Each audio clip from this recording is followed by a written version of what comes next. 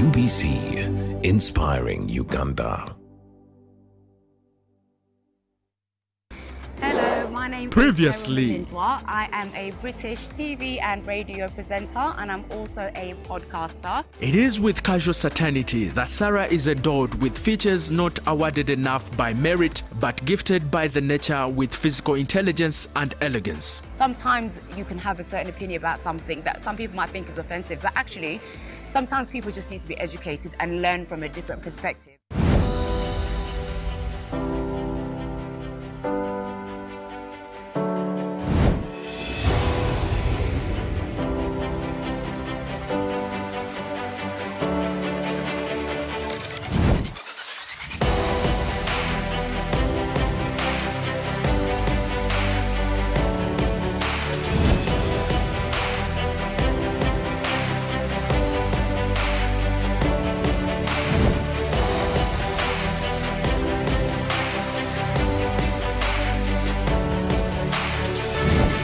This is Chilling. With all the sweetest gestures anybody can use to describe this lady, trust me, you can die trying. She is so cute that she can break your heart, and then she is really so skilled that she can mend it at the same time. Now that's the type of nurse she is. That was so cute, huh?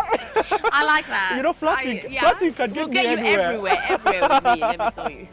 All right, Sarah, it's good to have you on the second part of the show. Of course, You know, thank guys for that having me. went with us the first episode, we really enjoyed. We played Never Have I Ever, such games, and yeah, I got to see the other side of you, which was kind of cute. Oh, good. So let's talk about your media personality and radio. So when did your big break come in television? In television. So Yeah. I started out in radio before I went into TV. Yeah. Now the interesting thing is that in my radio career, I did a show about fashion, Okay. and I was a stylist. So within the sort of media world, I was known for being a stylist and a radio personality Yeah. who sort of specialized in fashion.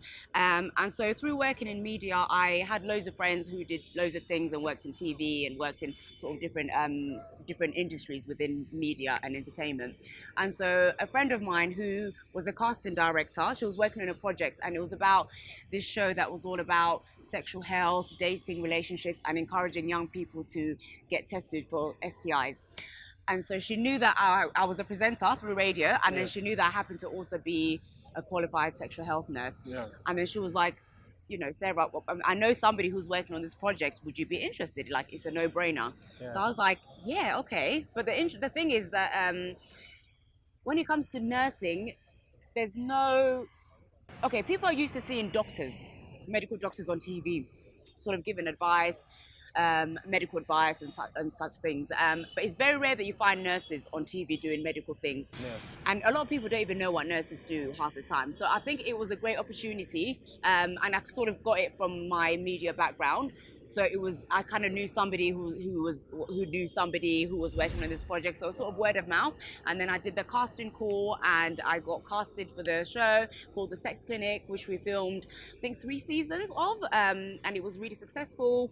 And it sort of opened me up to sort of this kind of work that I do, so health advising and sexual health advising, but like publicly. So at the moment I work with different, you know, TV channels, you know, doing sex education, and of course the podcasts and things like that. So it sort of changed my direction in my career. So at first I was sort of publicly, I was focused on my career as a stylist and as a radio personality, and then being on TV, that was sort of my big break, and then that sort of opened me up to more opportunities in TV and, you know, brand partnerships and that kind of thing. So how do you manage to stay relevant in such a fast-paced world Yeah, like the UK? How Yeah. do you manage to do that? to stay relevant. Yeah. You know, I just stay true to myself. I don't like, I'm not somebody who thinks, right, I have to be relevant. I have to be, you know, have content, and I have to put things like out. No, I do things that I'm passionate about. If I don't want to be on socials for a week, I'm not going to be on socials for a week. If I really want to showcase and do content, you know, I do that. I think the most important thing, and especially, you know, in this social media generation, is being true to yourself becomes harder and harder. It's very easy to say, oh, you know, drag was doing this, I must also do this. So-and-so is doing this, I must also do this. So I think if you remove that thing of, oh, I must stay relevant, and you stay true to yourself, your audience will see that the realness there, you know. But I say how I stay relevant is, I think the industry that I work in, anything to do with sex and sexual health is something that goes across generations. Is something that, you know, it's how we all got here. It's like normal as breathing. So that's something that's never going to go out of fashion. So I think that and those conversations will always have to be had, and we always have to reiterate the conversation, the topic, and keeping those conversations going for the next generation, for generations coming, you know, to educate, and so people feel empowered to, you know, to take charge of their mental health, their sexual wellness, their relationships, to feel confident, you know, to not feel like they have to be something that they're not, because on social media is fake. Everyone's, you know. So yeah, I stay relevant by just being true to myself. You know what is so cool, Sarah, is I happen to, nowadays the generation is kind of funny. They're trying to play around with their mind. Gen Z. The Gen Zs, the Gen Zs. They're kind of funny people. They're trying to grasp their mind through a lot of things. Like, for example, they want to infuse these messages through drama series and stuff like that. The reproductive messages and health messages, so that they don't, because when you call people directly and be like, hey, we have to have a conversation about it, nobody will turn up. No. Everyone is afraid, Right, Everyone is afraid. Like how our parents were afraid of course, to tell us about these issues. And you see the rise of unwanted pregnancy, you see the rise of so many STDs spreading around, it's left and right. So there's a Pan-African series called Sugar. I don't know if you've heard about it. I've heard about it, yeah. I'm quite a fan. It addresses issues like that. There's another one which is our locally produced, it's called Chadala. It's real. Now, Chadala is also a contrast of Sugar, It's Pan-African. They get actors from all over Africa, Kenya, Tanzania, South Africa. They put them on a screenplay, and they address such reproductive issues like unwanted pregnancies, HIV and AIDS, can you survive, who is a magnetic couple, and how does it work, you know, stuff to do with that. But you know, one confusing thing about the Gen Zs, you know, they always think TV media is all about the glitz and glamour. I mean, what honestly can you tell them? Because some of them don't really understand what our industry is all about. They see the flashy lights, they see you looking this awesome, they see the posh cars that people drive, the money they flash around and all that, and they think it's all about that. But is it though? No, and that's the thing, you know, everything you see, take with a pinch of salt, you know. And I always say, because people say, oh no, how'd you get in the industry? I say, if you're genuinely passionate about something, you're going to thrive at it, because it's coming from a place of, you know, I want to do this because I want to help people, not because I want to do this because I want to be famous or I want to be known. If you're doing things for the wrong reasons, you're probably not going to be successful. So I think, if you're you know, chasing a career in TV, ask yourself, why do you want to be in TV? If it's because you just want to be famous and you want clout and you just want to look good, that's not going to sustain this. You're not going to have longevity in that career. Find what you're passionate about, and if you're that good and you're that consistent, you'll reap the benefits, and things will happen organically. If you just say, okay, I just want to be famous. I mean, it's very easy. Nowadays you can be famous for anything, but what do you want to be known for? You know, what do you want your legacy to be? You know, and I think with social media, like you said, and it's so hard for Gen Zs, and almost can't blame them, because, you know, they see people who, you know, go from being normal people to then being social media stars, and then they go on TV, you know, sometimes with no talent, just famous for being famous. And then you think, okay, so why would I go to school and be a nurse when I can just take my top off and then just be viral or be on TV, you know? But it's like, that doesn't bring you genuine happiness, you know? And even that world, you can live and it looks glamorous, but a lot of the people you meet might be very shallow. People you meet will only want to be friends with you just to be seen with you, you know? So there's a lot of things that are not really that great, but they're glamorized and they look good on social media. All right, so we're going to take a break, and we shall be back with another part, and we're still here with Sarah, who is going to talk more about her podcast, which is called Coming on Top. Quite interesting. Quite interesting. Don't go anywhere. Stay with us.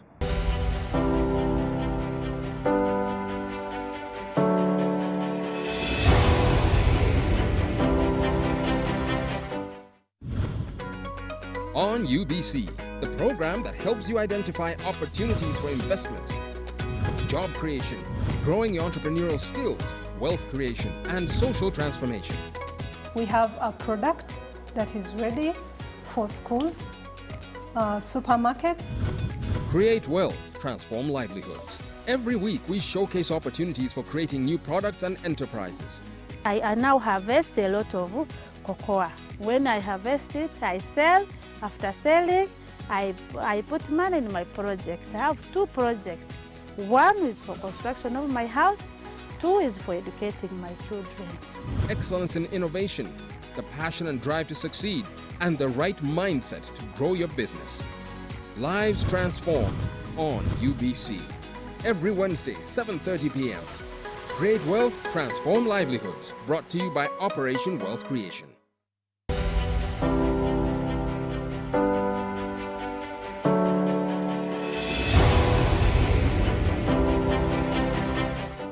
Welcome back to the Best of the Good Life. Now, in case you're just joining us, today we decided to sit with our friend SARAH Mulindwa Rita. Now, SARAH, let's talk about this podcast. Yeah. So, what is your creative process like? And for example, what is next on your other episode that is coming up? That's coming up, yeah. So we've just wrapped on series 1, which has been a great success. We're happy with our first series for the podcast. My creative process. So I'll be lying if I sat here and say, oh, it's me, I come up with all these events. Yeah, of course, it's from my background as a sexual health nurse as well. So there's topics that I'm, of course, passionate about and things that I want to do. So but I work with the most amazing team. And we sit together, we have meetings over weeks and weeks, and we plan, and we come up with concepts, different topics. And for me, I draw on, what I see in clinic as well, what the kind of conversations I have with people in clinic and also on social media. And I think, okay, we should address this topic, and that. So that's kind of the creative process. And then also the guests are a very big part of the podcast. So we have a mixture of reality TV stars, experts in the field around. I mean, the first series we had sex experts, we had intimacy coaches, we had people who've been on reality TV. We had one lovely girl who's a Uganda girl who's celibate, so she came on to talk about her celibacy journey. So that's the thing about this podcast. It's not about, oh, everyone go out. No, it's all about education. So even for people who practice celibacy and are not ready to sort of go down that route, we want to be inclusive of that so that they can also learn before they get into the world of having sex and things like that. So Series 1 is finished, so each series will have 6 episodes, and so we try to make sure that we have a diverse group of guests as well that come on the show. And going back to our conversation from the first episode, when we're talking about the importance of inclusion and everybody having a voice and feeling like they're being heard and that they're being represented. So with every topic that we have, and the topics tend to be around sex, dating, love, relationships, and culture, and also tech as well. So we talk about tech as well. So it's very diverse in terms of that. So any subject that kind of falls under that, we have that on to try to get as many interesting guests as we can, and people that can resonate with the audience. You know what they call a person like you in Luganda? Bakuita senga. Senga. You know what that means? Yeah, auntie, like no, senga wa msenge. Senga wa msenge? Explain to me. Me, I know one senga. I'm already senga. That aunt that is not afraid to talk about bed issues. Oh yes, what in our culture? Before you get married, you have to go to her and she teaches you all this. So you're that version. Yes. SARAH, what do people don't know about you? What do people? A lot.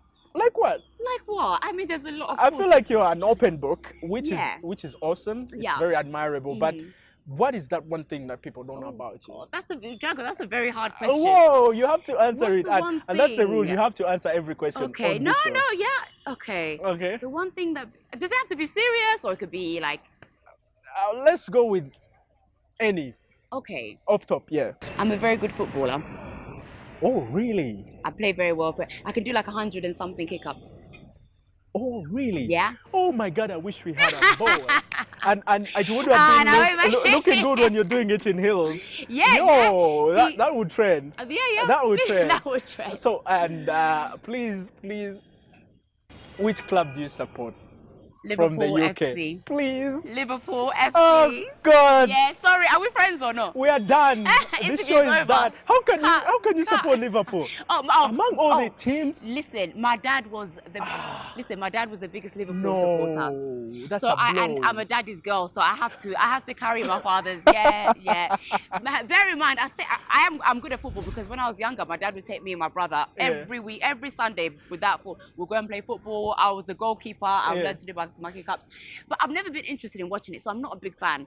So I wouldn't even. But don't you stay in London? I stay in London, but I'm not interested in watching What football. about Chelsea? I know. I'm a United fan, but Yeah, but Chelsea could be my second team. I find it so cool. It would make sense. Yeah. I'm a London girl, so it makes sense to support at least Arsenal or Chelsea. Which part of London do you stay in? I'm from South East London, so I grew up in East Dulwich, Camberwell, and I live in Peckham now. Which kind of clubs are there in that area? Okay, you really asked the wrong person, but let me try. So I know there's Millwall, which is in East London. But that is not in the Premier West League. Ham. Oh, West Ham is there. Yeah, West Ham is a London team. It has team. a beautiful stadium. And it has a beautiful stadium. Yeah. Chelsea, like you said. And Chelsea, actually, do you know what? I should be a Chelsea supporter. Yeah. I worked at Chelsea in Westminster. I did all my training there. Yeah. I'm part of the community in Chelsea. I grew up around there. My auntie lives around there. I've got family around there. Yeah. So Chelsea and then Arsenal, which is in North London. So yeah, there's a few London teams around. But Dad chose Liverpool, so I have to stick with Daddy. Sarah, so how do you love to spend your free time? My free Let's time? say not here. Okay. But back in the UK. Back in the UK. Yeah, like what are these fun activities that you do? Do you go out for movies? Definitely you don't watch soccer.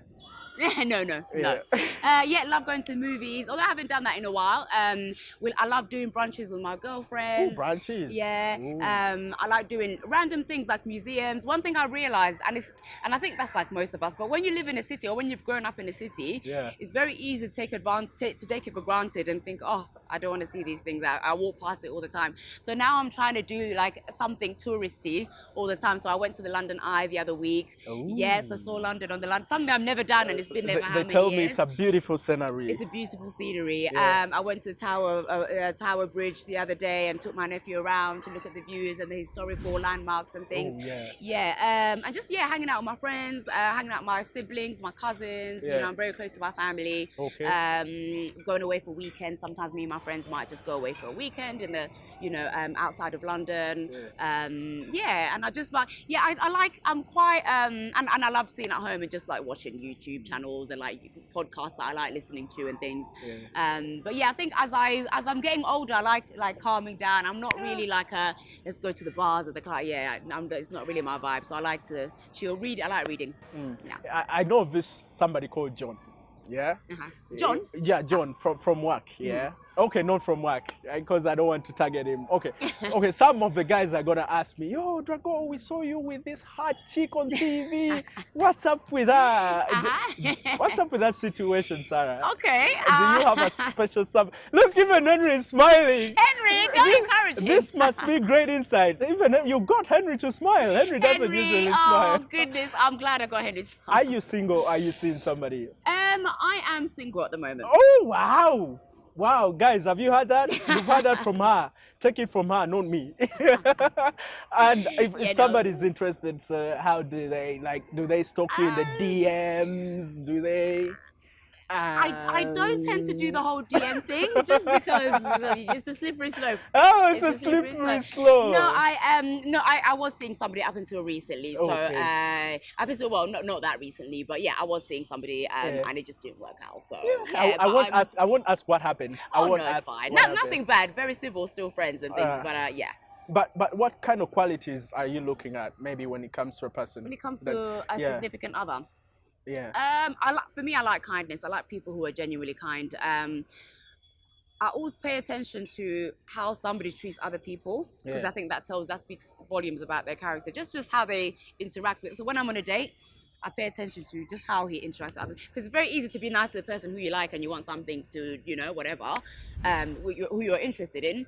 But how you treat other people often speaks volumes about your true character. So I like people who are kind. I like people who are ambitious. Now, when I say ambitious, I don't mean, you need to be like a high flying. No, whatever you do, as long as you're passionate about it. Yeah, and I like somebody with good family values. I come from a very close-knit family, so I like somebody who also has those values as well, because those are important, especially if the relationship progresses. Somebody that I'm attracted to, good vibes, somebody who makes me laugh. I'm somebody who's like, I'm not too of a serious person, so I like somebody who's also can. Looks like you're a very spontaneous person. You have to be spontaneous in life. Yeah. All right. So, what is like your favorite holiday destinations? Ooh, I can't say Uganda, Kampala. No, I can't say. No. Okay, one of my favorite holidays. This is your home. This is home, so it doesn't count. This is your home, home, so it's not holiday destination. No. Yeah. My favorite holiday destination is Bali, Indonesia. Oh. Yeah, beautiful. I thought you were going to say maybe Paris, Jamaica. Jamaica's beautiful. Yeah. I've only been to Paris for like 24 hours, so and it's next door, so I should visit Paris again soon. When you go to Jamaica and I think they can tell that I'm East African or something. Maybe, I don't know. Oh. They'll be like, I don't know. No, because I was going to ask you, the way you talk, right? Doesn't it come in your way of life, like the way how you talk? How do you mean? My accent or? Yeah, your accent. Hasn't it ever come in like how you carry your life? Like, for example, you enter somewhere and you speak and people are like, oh, where's you from? Yeah. Yeah, like that accent. The accent, so British. Yeah. Like, don't they judge you or like you enter a certain room and then the air changes and all of a sudden everybody's looking at you with certain faces and... Not really, no. Are you sure? What, you mean here in Uganda or in general when I go abroad? Let's say here, home. Okay, here at home, okay. No, okay, what people tell me about, now, actually, I should have asked you at the beginning of the interview, now I'm leaving it to the end. People normally say, slow down. Oh, slow down.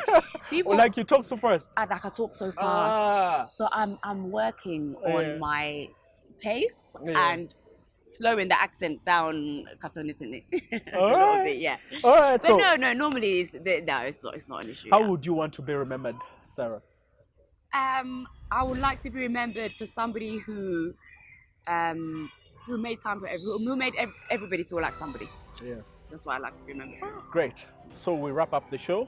I recommend you guys to go check out her podcast that is coming on top. Very interesting topics. I'm also hoping that she's going to have a lot of more masculine guests. Yes. Male guests. Because, listen, we have bigger issues than our sisters. I know she's all about female emancipation, but yeah, I know also the men can get a balance in there. So they can follow you on socials, right? That's right. That is Instagram. Do you have a Twitter account? Yeah, I've got a Twitter account. Okay. My main one is Instagram and TikTok. Okay, TikTok. That is at sarah.mulindwa. At sarah.mulindwa. You see how she says dot. You know, before I hosted you, I was like, oh, am I going to grapple with her accent? Like, am I even literally gonna catch up? Am I gonna understand or whatever? Anything? Yeah. How have I done? But it's interesting. Yeah. It is interesting. Okay. Sarah, I've had such an awesome time with you. 2 weeks feels like a lifetime. I know, right? It's amazing. Yeah. Thank you. Stay doing what you're doing. Stay shining. Listen.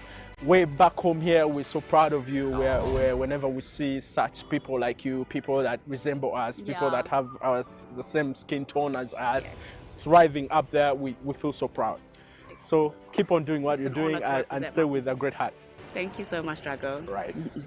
All right, now Chilling departs, and I would also want to advise you guys to go on our socials. Follow us. That's at Chilling UBC TV on Twitter, YouTube, and Facebook. All right, keep conversations coming. Tell us what you think. Tell us whom you want to see on the show. Tell us what you think about Miss Mulindwa. Yeah, by the way, because she's a person that is infusing positivity into society. So I call this a wrap. My name is Drago, as always. So stay good, stay blessed, and stay put. Good night. So I said to Jess, do you want to give this a go? And I was like, yeah, go for it. Without any hesitation, she was like, yeah. So it was really exciting, wasn't it? So we sort of thought about it a bit. We spoke about it, and then one day we'd gone shopping, and Jess had said in the car, she said, look, if we're going to do it, let's just do it. Yeah. You know, let's just do it. So he was really excited. So we raced home and filmed a video before the school run, and it was probably the worst video I've ever filmed in our life. He wasn't even concentrating on the camera. Yeah. It was just he was in the video was just. I was just enjoying myself, forgetting about the video. Hello and welcome to Coming on Top, a podcast that dives deep into the world of sex, love, dating, relationships, and we also touch on the worlds of tech and culture. Each episode, we'll be tackling a different topic, looking at the highs, the lows, and everything in between. All those hard questions that you've always wanted to ask but were too afraid, we'll be answering them on this podcast. This episode, we're talking all about OnlyFans. And if you've been living under a rock for the last few years, OnlyFans is the website that connects fans to their favorite creators, usually for a monthly subscription fee. And although the website is not exclusively for adult content, the bulk of it is.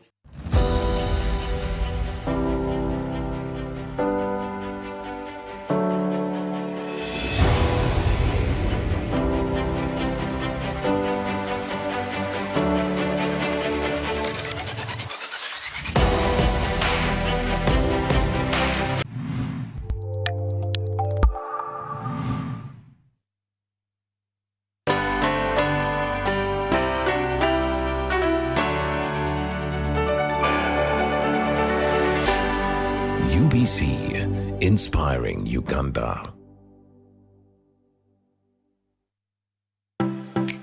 UBC is the national public broadcaster. We educate, inform, entertain, and inspire.